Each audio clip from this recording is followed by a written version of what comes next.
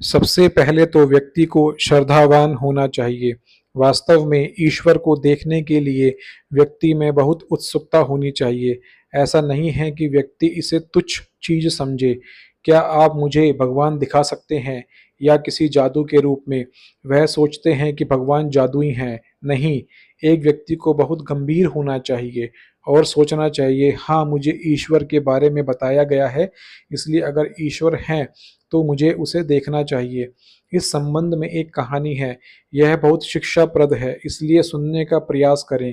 एक पेशेवर वाचक सार्वजनिक रूप से श्रीमद् भागवतम का पाठ कर रहा था और वह वर्णन कर रहा था कि जब कृष्ण जंगल में गायों की देखभाल करने जाते हैं तो वह सभी प्रकार के रत्नों से बहुत अधिक सुसज्जित होते हैं। तो उस सभा में एक चोर था, उसने सोचा क्यों ना वृंदावन जाकर इस लड़के को लूट लिया जाए। वह जंगल में है और उसके पास बहुत सारे कीमती रत्न हैं।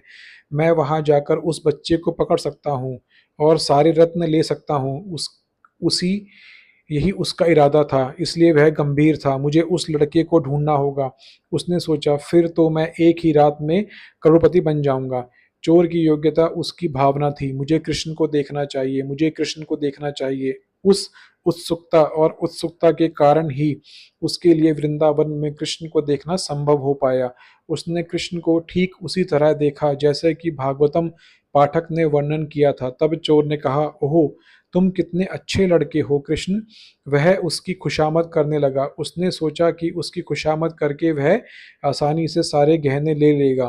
फिर उसने अपना असली काम बताया। क्या मैं ये गहने ले सकता हूँ? आप बहुत अमीर हैं। नहीं नहीं नहीं, कृष्णा ने कहा, मेरी माँ नाराज हो जाएगी, मैं उन्हें नहीं दे सकता। कृष्ण बिल्कुल बच्चों की तरह खेल रहे थे।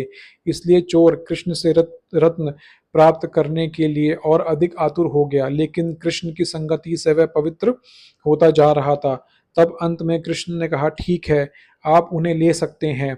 तब चोर तुरंत भक्त बन गया, क्योंकि कृष्ण की संगति से वह पूरी तरह शुद्ध हो गया था। इसीलिए किसी ना किसी तरह तुम्हें कृष्ण के संपर्क में आना चाहिए, तब तुम शुद्ध हो जाओगे।